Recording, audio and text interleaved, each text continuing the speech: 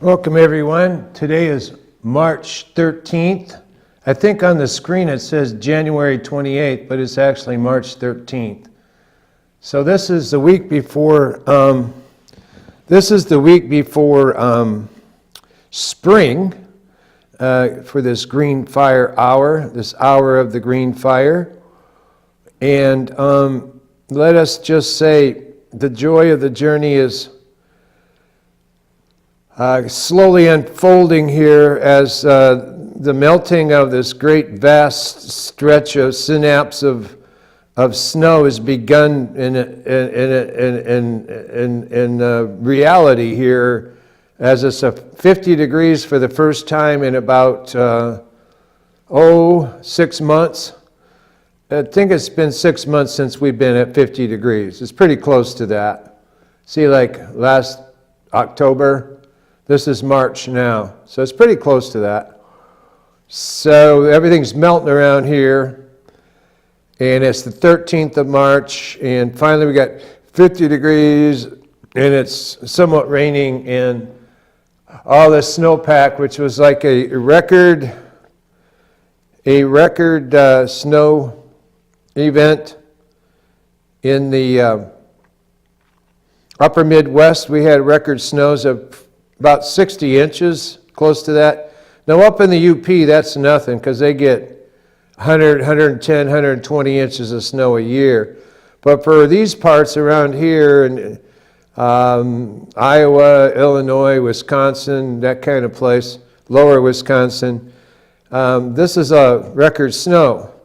So we've been shut in for a long, long winter here. It's probably been shut in since last November, so that's 2, 3, 4, 4.5 months.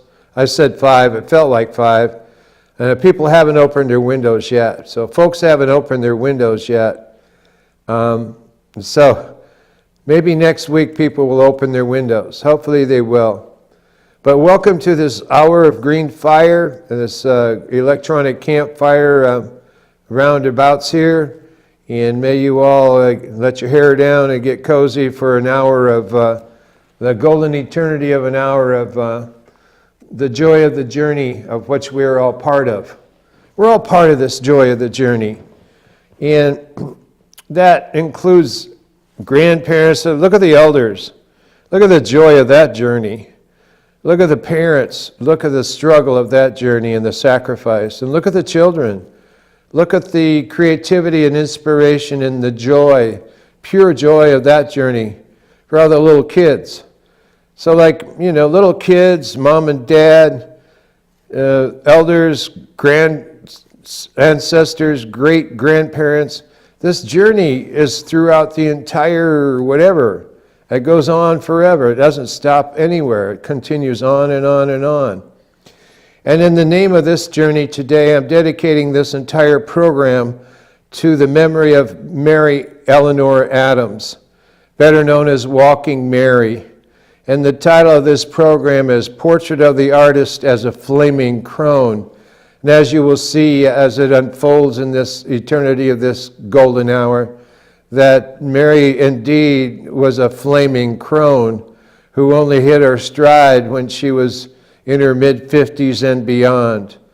And may Mary know that she is beloved and held in endearing ways by many, many, many people in the peace circle and in communities that she doesn't even know about, for her sacrifices for nuclear disarmament and many, many other activities that she did in her campaign for the earth, in her peace walks and her peace vigils, many, many different ways, and for her ruthless, fierce compassion for her fellow human beings. Fierce, ruthless, unconditional love Mary had and acted in such a way. And so people who have never heard of Mary Eleanor Adams, may this be an awakening to someone in our midst who deserves our time to be praised and to be honored and venerated. She was a venerable one, and so let us, out of what would some people call it, the heartache of the Midwest, Sometimes there's this silence that's in the Midwest that's kind of more or less a heartache at times. Well, Mary emerged and broke through that heartache and to become a planetary peace warrior, a rainbow warrior for peace. And she never in her time was given the due that she was due. And we need to stop and give Mary her due this day. Mary Eleanor Adams, one of our very own. And so I will begin with an invocation to all the bodhisattvas and all the martyrs and all the saints and all the satgurus and all the karmapas and rinpoches and tulkus and all the medicine people and all the wisdom elders all around this planet in whatever religion, in whatever system of belief or spirituality, both indigenous and otherwise, to invoke and invite in to sit around this green campfire of electronic campfire called GreenFire in honor of Mary Eleanor Adams, the portrait of the artist as a flaming crone. And it's also just a few days before St. Paddy's Day, so may this green fire be the emerald ire of desire in Merlin's emerald eye.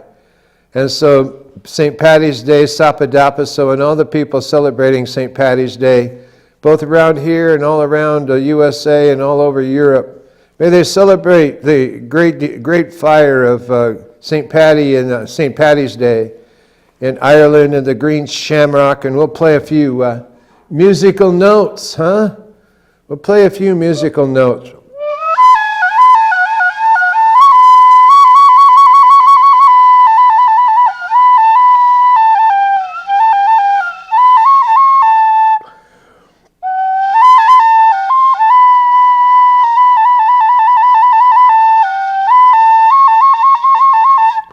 Calling in all the leprechauns in celebration of St. Paddy's Day. For we celebrate the joy of the journey, however we can do that. And here is not so much a eulogy as an elegy, marking the time of when Mary passed just about a week ago, maybe 2 weeks ago, I'm not sure. But she passed away in southern Arizona, and at the age, I don't know how old Mary was, maybe I would say in her mid-80s, probably something like that. So this is Portrait of the Artist as a Flaming Crone. And along comes Mary. What are we to say? What can be said of a life lived well, full, and to the hilt? Mary lived her days in many ways, some not so easy at all.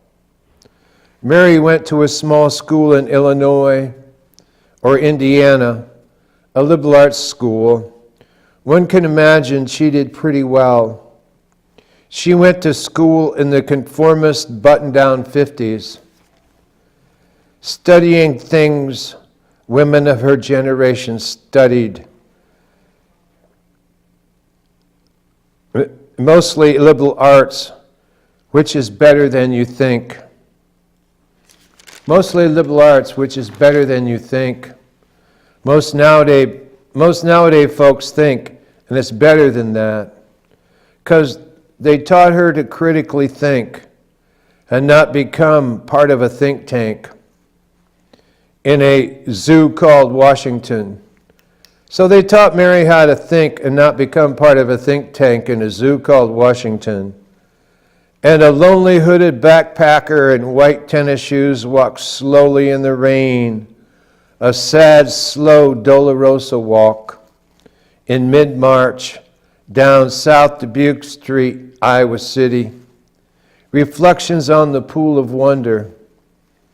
And a lonely hooded backpacker in white tennis shoes walks slowly in the rain, a sad, slow Dolorosa walk in mid-March, South Dubuque Street, Iowa City. Reflections on the pool of wonder. That is the kith keep and the hoven weep of Mary. That is the kith, keep, and hoven weep of Mary. Now a blue raincoat, striding down the avenue in a blue umbrella, singing some kind of heaven's refrain. Singing some kind of heaven's refrain, for the chorus is certainly Mary's chorus. Mary got her Bachelor of Arts in Education and became a teacher, a damn good English teacher. Mary was from Chicago, but got married and taught in north central Indiana. Mary was pretty smart and passed those shining traits on to her students. She passed those shining traits on to her students. Mary had a couple of children, but Mary felt isolated in her middle-class, conformist, button-down, Protestant, work-ethic, Midwest marriage with little or no way out of the prevailing westerlies of her daily duties. She was a dutiful, middle-class, Midwestern wife, smack dab in the mid-50s, like many women and men in her generation. Little did Mary know that Kurt Vonnegut, too, was from Indiana and was stuck in the doldrums in the 50s, but found a way out through the Slaughterhouse-Five as Billy Pilgrim.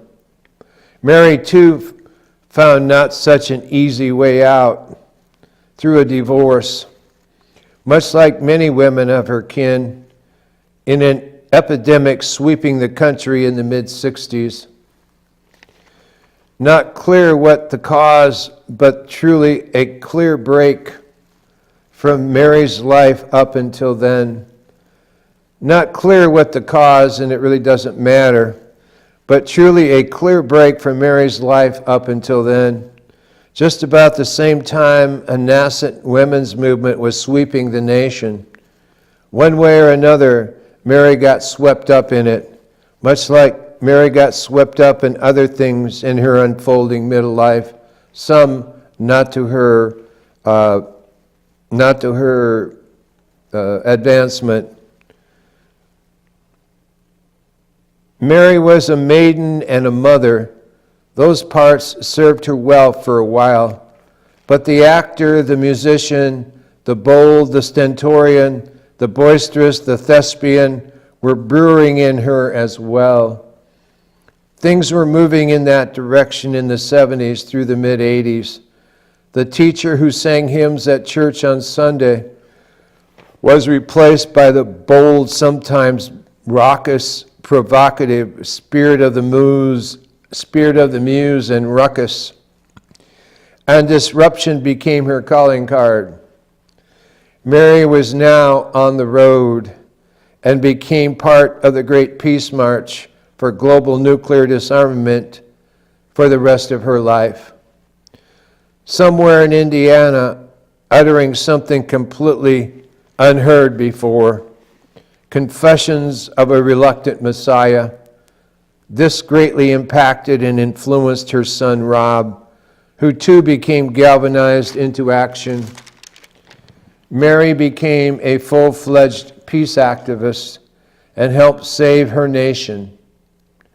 Mary became a full-fledged peace activist and helped save her nation, the entire world, and all future life on the planet. Let me say that again. Mary became a full-fledged peace activist and helped serve her nation, helped save her nation, her country, and the entire world, and all future life on planet Earth. This was a great sacrifice and at great personal loss.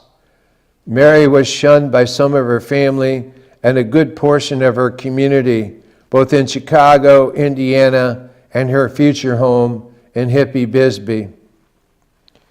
This forms the great silence in Mary's life. This forms the great silence in Mary's life. Not only the silence she withheld within as a wife, but the meaner, more devastating silence of incommunicado, excommunication, exile, in her personal community life. Yet Mary walked proudly, boldly forth, striding proudly forth, never missing a beat, nor a heartbeat for justice. Mary acted boisterously at times, but that's because the times called for acting boisterously, getting caught up in the movement at times, and swept away, Mary did sometimes in compulsive behavior, compulsiveness. In things, issues, and momentum clear over her head. A time or two she did come to dread her overcommitment at times, which cost her dearly. Mary was a great actor within the mythic structure of the peace movement, unfolding as mime and as puppetry and circus elements in parades. Here, Mary hit her stride as mime, puppeteer, wearing many colorful cloaks and masks and guises. And Mary could change guises in a nanosecond. That was her great talent as an actor. She was a great Shakespearean. She lived as if the whole world was her stage, and she played her part in it. She lived in great story, did great work in great time. Mary reveled in the artistry of this moving nomadic drama. Mary reveled in the artistry of this moving nomadic drama and morality play from town to town. Mary adopted the name Walking Mary, although it isn't clear how much Mary really did walk. It served her well. Mary marched to a different drummer, which only the piper could tell the tale. Only the piper could tell the tale. Mary told her story and sang her song and played her part very well. In this, Mary stole our heart. In this, Mary stole our heart and became an eternal part of the living lore of this country in her own small way, much like JFK and MLK. This is Mary Eleanor Adams, MEA. Just like JFK, MLK, think of MEA, Mary Eleanor Adams. And only better, as she livened up herself in theater, and Mary created her own drama and was her own drama. Mary made herself part of history by getting arrested at the Oak Ridge Y-9 nuclear bomb plant in Tennessee, doing over 2 years in federal prison, where she was kidnapped and moved from prison to prison in a no habeas corpus midnight flight kidnapping from one dungeon prison to another after another in the belly of the beast of Babylon, with no one telling her supporters where she had been moved to without notice. Mary was Babylon's sister. Babylon's sister. She lived in the belly of the beast of Babylon her entire life and raged against the beast and raged against the machine. Mary was also one of the women in black who vigiled weekly every Friday in the Sonoran Desert at the border. Her black veil was Our Lady of Czestochowa, the Black Madonna dancing in the desert of her life. The black veil was Our Lady of Czestochowa, the Black Madonna. Mary was dancing in the desert of her life.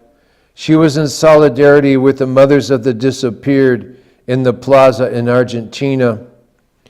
Mary had her own radio show on Bisbee LP till the bastards shit for brains shut her down for having too much glee and too much fun. These and more stories we will tell over the times that will be coming.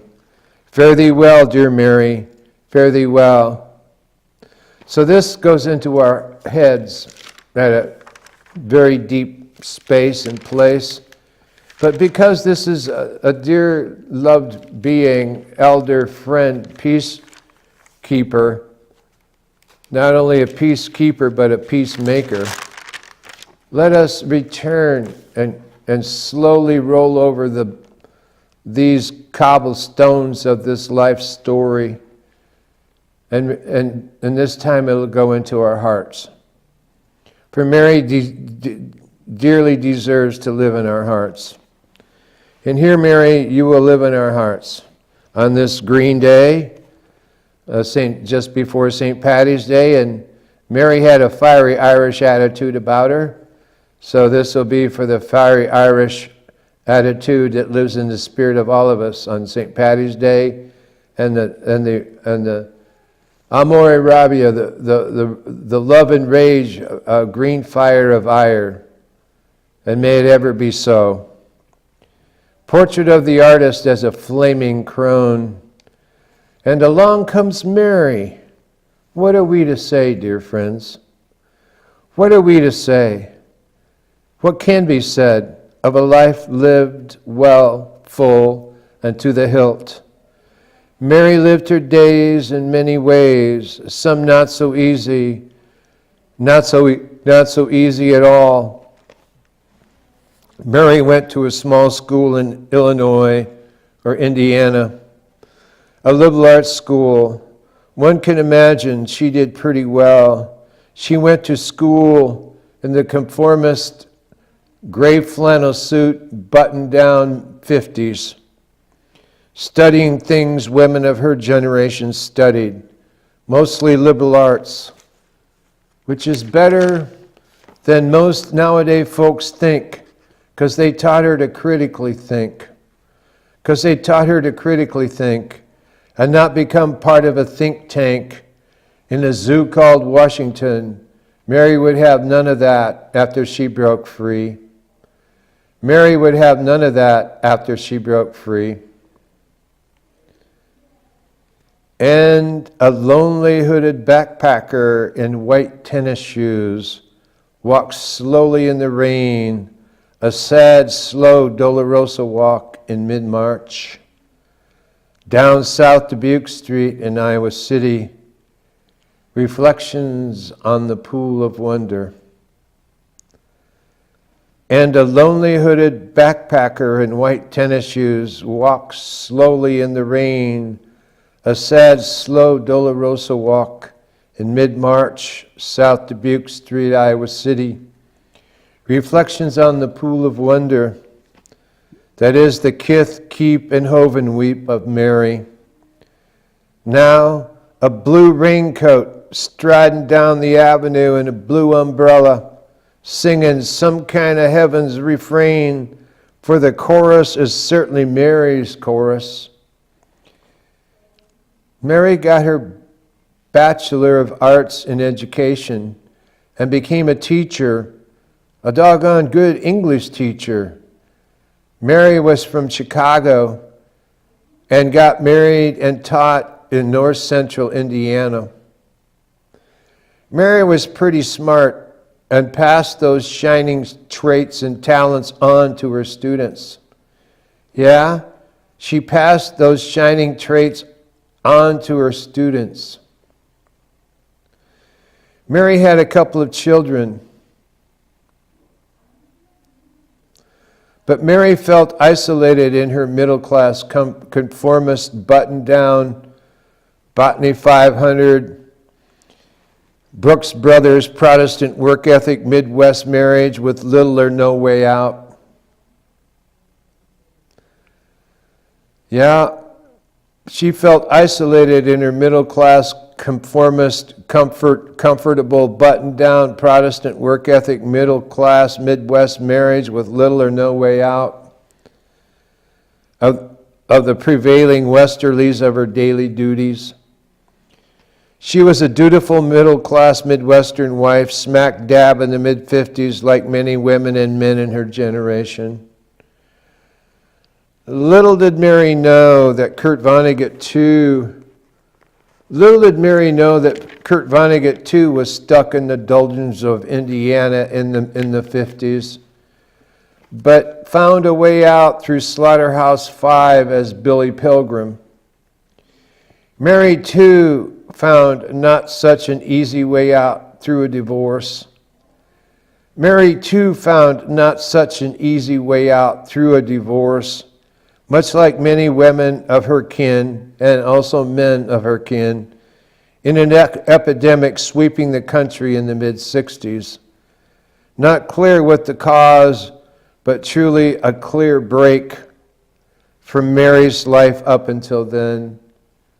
It doesn't really matter what the cause is, but it was truly a break from Mary's life up until then. And by this time, Mary's most likely in her 40s or 50s. That would be in the 70s, actually. Just about the same time as a nascent women's movement was sweeping the nation, one way or another, Mary got swept up in it, one way or another. Much like Mary got swept up in other things in her unfolding middle life, some things she willingly got swept up in, and other things she unknowingly got swept up in. Both were the cause in Mary's life, both willingly and unknowingly. So Mary got swept up in other things in her unfolding middle life. Mary was a maiden first and then a mother whose parts served her well for a while. But the actor, the musician, the bold, the stentorian, the boisterous, the thespian were brewing in her as well. Things were moving in that direction in the 70s through the mid-80s. The teacher who sang hymns at church on Sunday was replaced by the bold, sometimes provocative spirit of the muse, and ruckus and disruption became her calling card. Mary was now on the road and became part of the Great Peace March for global nuclear disarmament for the rest of her entire life. Mary was now permanently and fully on the road and became part of that great bodhisattva movement called the Great Peace March for global nuclear disarmament for the rest of her entire life. And that started somewhere in Indiana, uttering something completely unheard before, Confessions of a Reluctant Messiah. This greatly impacted and influenced her son Rob, who too became galvanized into action. Mary became a full-fledged peace activist and helped save her nation. Through this, Mary became a full-fledged eagle, an American eagle, a full-fledged peace activist, and helped save her nation, the entire world, and all future life on planet Earth. This was at great sacrifice and at great personal loss. Mary was shunned by some of her family and a good portion of her community, both in Chicago, Indiana, and her future home in hippie Bisbee. This forms the great silence in Mary's life. Not only the silence she withheld within as a wife, but the meaner, more devastating silence of incommunicado, excommunication, exile in her personal community life. Yet Mary walked proudly and boldly forth, striding forth, never missing a beat, nor a heartbeat for justice, nor a heartbeat for justice. Mary acted boisterously at times, getting caught up in the movement at times, and swept away in compulsiveness, in things and issues and momentum clear over her head. A time or two she did come to dread. A time or two she did come to dread her overcommitment at times, which cost her dearly. When she got swept up in sometimes compulsively in these movements that were much bigger than she was, and whose momentum were clear over her head, she did come to dread her overcommitment at times, which cost her dearly. Mary was a great actor within the mythic structure of the peace movement, a great Shakespearean unfolding on the stage of life as a great actor. All life is a stage, and everyone plays their part. And Mary played a great major arcana part. And she was a great actor within the mythic structure of the peace movement, unfolding as mime and puppetry and circus elements in parades. Here, Mary hit her stride as mime, puppeteer, wearing various many-colored cloaks and masks. Mary reveled in the artistry and ruckus of this moving nomadic drama and morality play from town to town. Mary adopted the name Walking Mary, although it isn't clear how much Mary usually really did walk. It wasn't clear how much Mary really did walk. It served her well, this name, Walking Mary. Mary marched to a different drummer. And she marched to a different drummer with which only the piper could tell the tale. Only the piper could tell the tale. Mary told her story and sang her song and played her part very well. In this, Mary stole our heart. Mary stole our heart and became an eternal part of the living lore of this country in her own small way, much like JFK and MLK, only better as she livened up herself in theater and piano playing, and Mary created her own, as was and Mary created her own and was her own drama. And Mary created her own and was her own drama. Mary made herself part of history by getting arrested at the Oak Ridge Y9, maybe Y12, it's Y12 nuclear bomb plant in Tennessee. Mary was doing over 2 years in federal prison, where she was kidnapped and moved from prison to prison in a no habeas corpus midnight flight in one dungeon to another after another in the belly of the beast of Babylon. Mary was Babylon's sister. Mary was also one of the women in black who vigiled weekly Friday in the Sonoran Desert at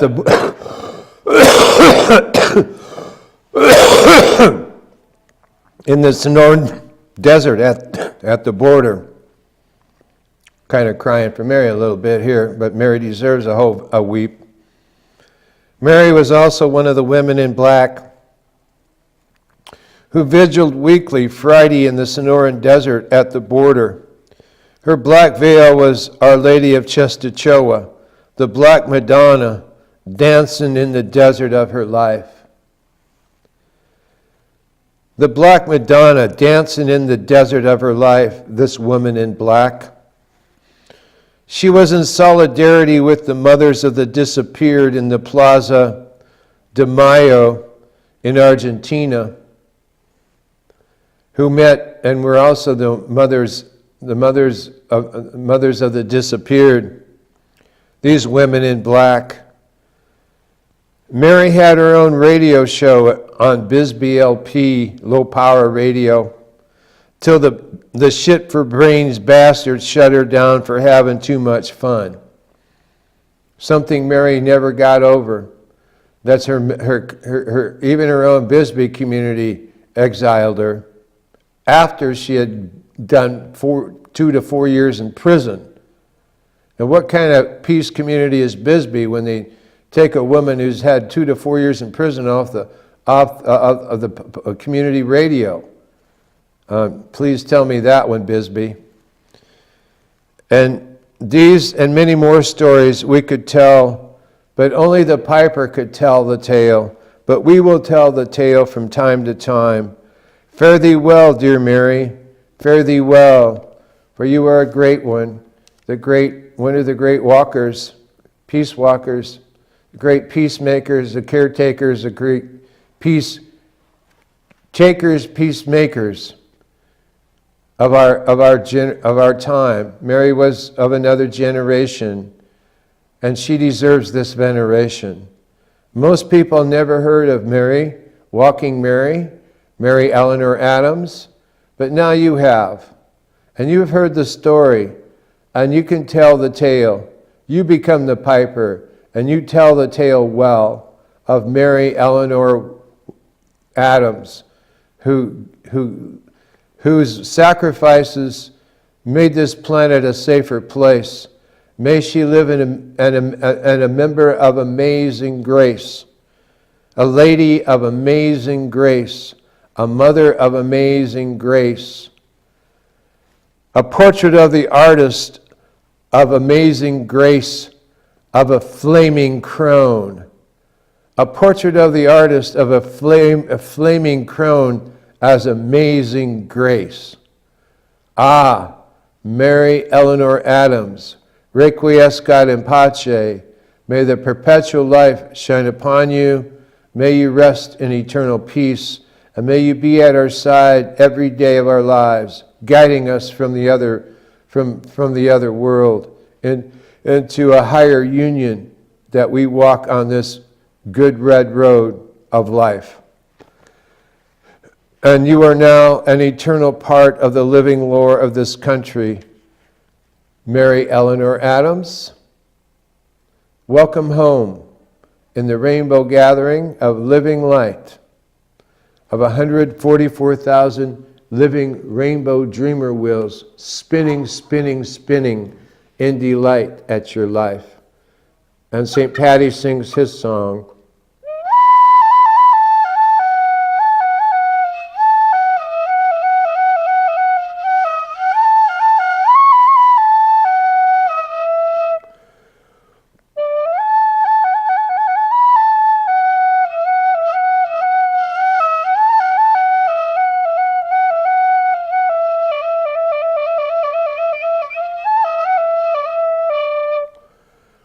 O Mary, you are not as contrary as the people in the White House think you are.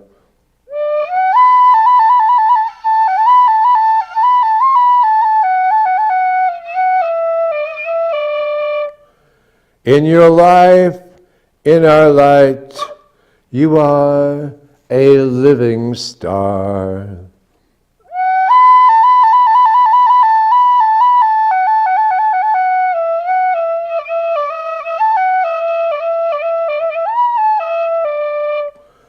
For you have seen many things from afar.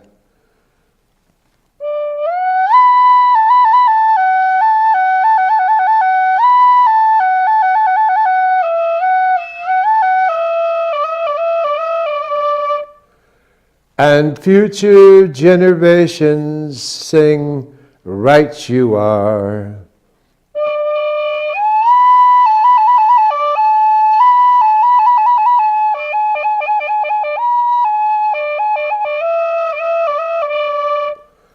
For you acted your part and played your role and created many new wanderings.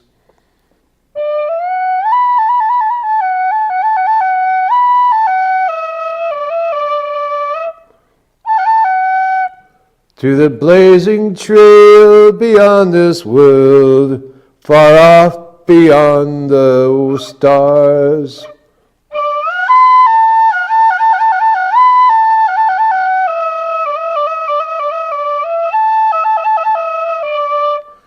You are sung in Zohar notes of a unified field of compassion, Touch our hearts and our conscience with the walk of ruthless love.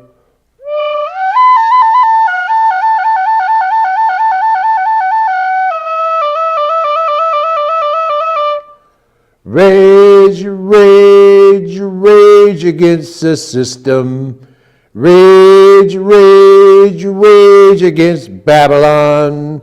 Rage, rage, rage in the belly of the beast. Rage, rage, rage with love. Amore Rabia Mary.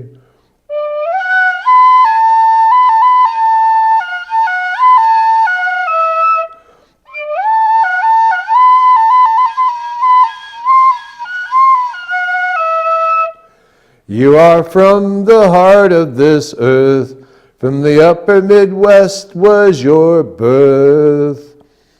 Now restore your mirth on earth, love and live, and rage, rage, rage against Babylon.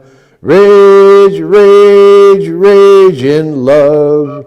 Rage, rage, rage in compassion, fierce, ruthless, unconditional love.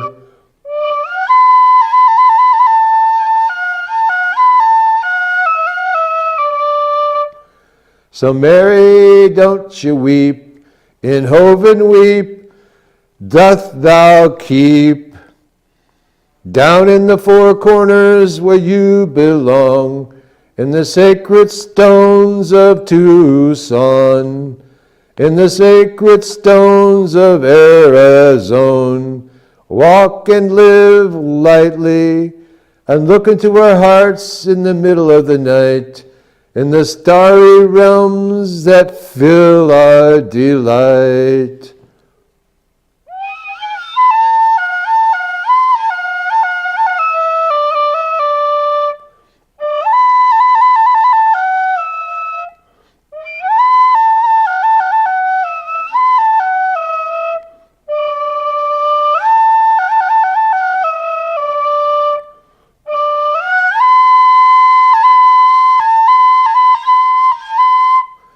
May the merry emerald eye of Merlin be upon you.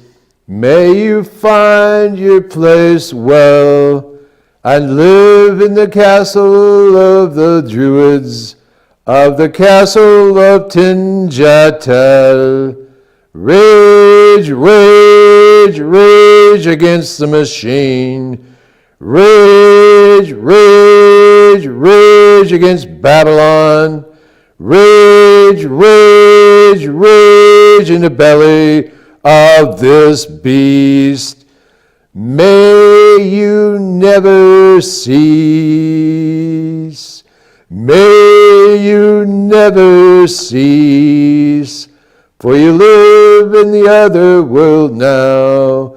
May you hold your head high.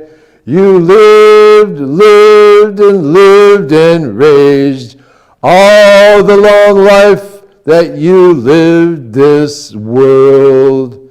Now we hold you up high in the highest truth of our clan, and may all the Druids and Wiccans come forth and embrace you in to the Akashic halls of man. Rage, rage, rage some more. Rage against the machine for all time. Rage, rage, rage against Babylon. Support life wherever on the line. Rage, rage, rage some more. Be a ruckus and disrupt the event. Shine, shine your light on injustice, and may peace be the calling card at the event. Rage, rage, rage some more. Rage some more beyond, for you loved and held by more and more of the embattled troops of Babylon. Rage, rage, and rage the wall down. Wail it on down for thee. For we held you up, dear Mary, in the high halls of the great company.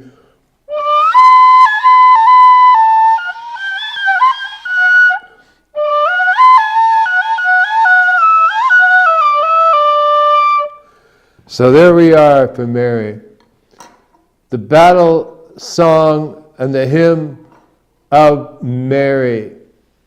Eleanor Adams, one of the great ones of our time, who was never known by most anyone. She's the unknown. The principle of uncertainty lives in the heart of Mary. She's the unknown. And she's the one who set the captives free in her life. And my dear friends, all one and all, are you prepared to walk in the footsteps or your own footsteps of Mary, to set the captives free in your life? Who needs setting free, and which captives need setting free in your life, in our life? Is it endangered species? Is it nuclear weapons? Perhaps that is the most important part of our life right now, is to shut down all nuclear weapons. Y'all haven't been talking about that much, people, but in the spirit of Mary Eleanor Adams, rekindle and recommit yourself to the cessation of nuclear suffering for all sentient beings. Yes, become a bodhisattva with bodhicitta motivation and commit yourself to the cessation of nuclear suffering for all sentient beings for the seventh generation yet to come. In other words, nuclear abolition. That's not only here, there, it's everywhere, all across the universe. We can do this all across the universe. Let us hear your song in our time. As Mary sang her song in her time at the Y-12 nuclear bomb plant in Oak Ridge, Tennessee, and did 2 to 4 years in prison without knowing the reverberations around the planet of her sacrifice. This is a great act of sacrifice. So I ask each one of you to think about making that kind of sacrifice, or even an eighth of that kind of sacrifice in your life. What are you willing to give up for your life? Remember, Martin Luther King said something like, if you're not willing to die for something, you really don't have a right to live. You know, think about that. If you're not willing to die for something, you don't have a right to live. But let's switch that around. So you can be willing to live for something. Be willing to live for something. Yeah? That could be cool too. Be willing to live for something so much that you're willing to die for it. But you don't have to die for it, but you be willing to. That's Mary Eleanor Adams' spirit. And in that spirit, we let a little golden glow come around the image of Mary in ourselves. And we send our eyes into the future with the golden glow of Mary all around us, all the way out to the seventh generation yet to come. 200 light years into the future.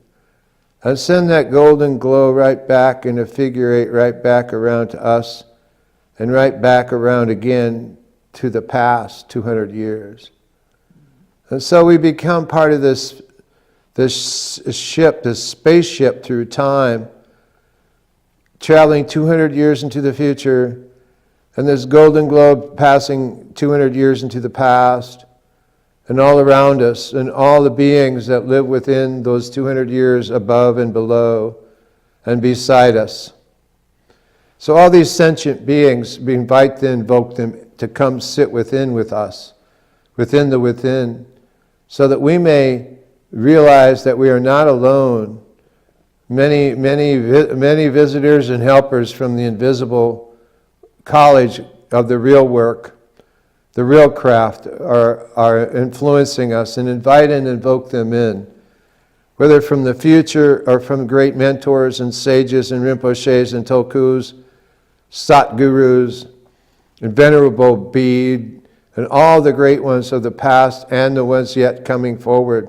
Invite them to sit in and join us and walk with us in the path each one of us takes a step, and that obstacle that we find in front of us can become a stepping stone for peace. And Mary, I think in my own way, this is my heart song for you, and we will do the best we can to inform those of us that are in this part of the divine plan of the life well that you lived, and celebrate your song, your heart song of a life lived, whether you knew it or not. You were loved and appreciated much deeper than you knew on this earth plane, which was just not fair. You suffered a lot.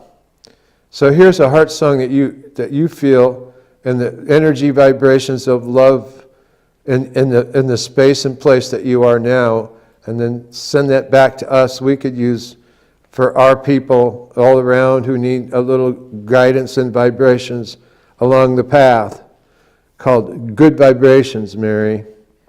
Good Vibrations. And so in that sense, we'll see what this turning of the seasonal wheel coming up will be. This is an invocation to happiness. Let happiness come like snowmelt, like creek swell, slipping down side of the mountain, gathering itself to itself. Let happiness come moving toward you, as it has been for millennia, carving its way through stone. Let happiness come to find you precisely where you are. Let it come, inevitable and surprising. Let happiness enter you. Let it overcome you. With taste and smell, like a new drink in your glass. Each sip silver, sparkling, running down the channels of your body. Let happiness come. Let it make your path smooth and sinuous, wider and deeper. Let it come and keep coming. Then let it spread like fingers of sweet water into the estuary, moving the rushes and grasses, flushing the salt that's waiting there. Let happiness come. And the moon child and the sun child and the magical child are all being celebrated on this March 6th to April 5th. The full moon will be the 20th. Sweetheart, I don't know how to tell you this, but you swallowed the sky, and the strange system overculture has been crushed between your pearly shell-tipped toes. Something in the fierce love of your breath has tipped the balance of the world, and now a full brilliance of species rejoice because peace has wrapped them in her blanket. You and she are planning even more now to set them joyously free under the righteous blessing of your sky dawn. Well, magical child, this is where we live. Magical child. Right here in the mid part of March, and these are the winds of March somewhat, and yes, we are coming into the space of mid-March, which is what's called the full moon bloom. The jester. The full moon bloom. Potatoes, kittens, children, nurture, wonder, wait, and celebrate. The full moon bloom. So we're right at mid-moon right now, today. And as we go through the seasonal wheel,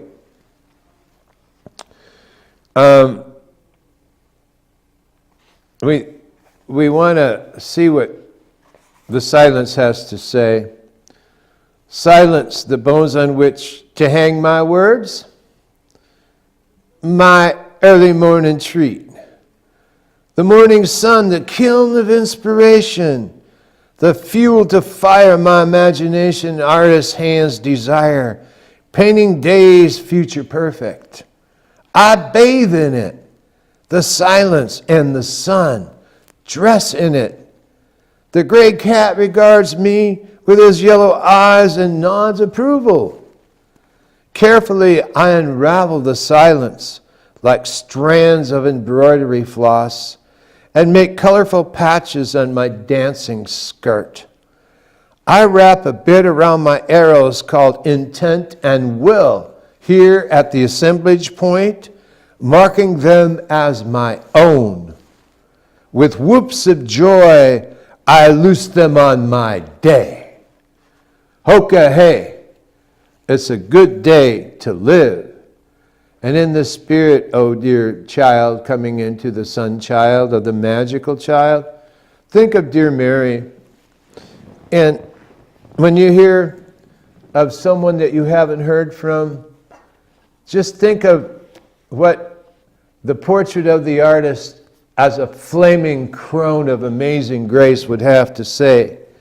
What is the portrait of the artist as a flaming crone of amazing grace? That's just a grace given to us, and that's not because of anything that we did. Love is the fruit of beauty. When you see a beautiful tree, you fall in love. Beautiful flowers, the bluebells, the primroses. Beauty enters the heart and creates love. That is why in the world today we lack love, because there's less and less beauty in our everyday lives. Whenever you make something with love, you feel humbled. And we have made something with love today, dear friends, so we all feel humbled.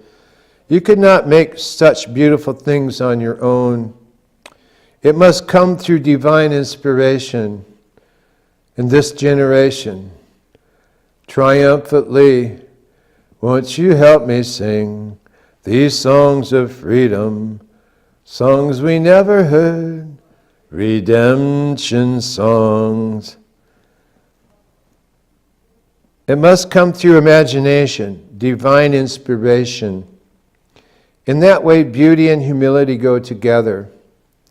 It is an act of surrender to the divine source. The divine inspiration uses our body, our hands, and our talents as a channel for beauty, whether it is a Henry Moore sculpture or a painting by Van Gogh, or some beautiful peasant house in rural Vermont, or beautiful shoes made in Rajasthan. Therefore, beauty is a source of spiritual healing. It is a spiritual duty to appreciate the beauty every day. Green Day for GreenFire people. It is a spiritual duty to appreciate the beauty every day. Green Day for GreenFire people. Therefore, beauty is a source of spiritual healing. For me, beauty is the essence of our being, the soul of our being.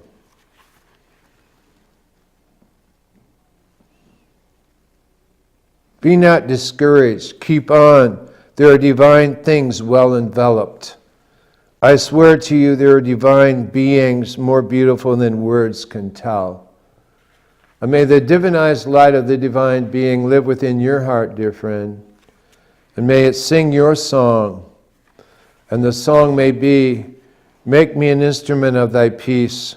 Where there is hatred, let me sow love. Where there is doubt, faith. Where there is despair, hope.